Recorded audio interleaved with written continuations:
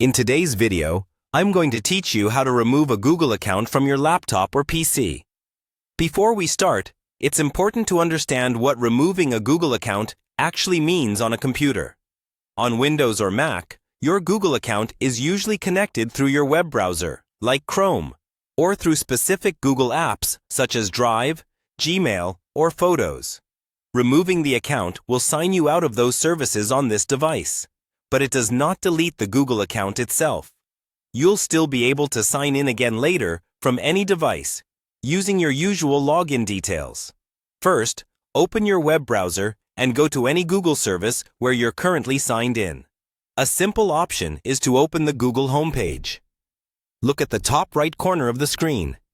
You should see your profile picture, your initial, or a small circle icon. Click on that icon to open your account menu. This menu shows all Google accounts currently signed in on this browser.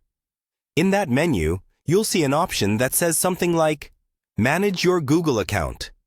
And, just below the list of accounts, a link that says Sign out of all accounts or Sign out. Go ahead and click Sign out. This signs you out of Google on this browser. Once you're signed out, you'll usually be taken back to a sign-in page that shows a list of accounts that were previously used on this device.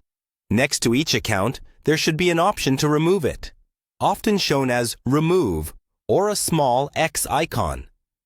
Click Remove, then confirm that you want to remove this account from the browser. Repeat this for any other accounts you no longer want to appear. If you're using Chrome and want to go a step further, you can also remove the Chrome profile linked to that Google account. At the top right of Chrome, click on the profile icon again, then choose to manage or customize profiles.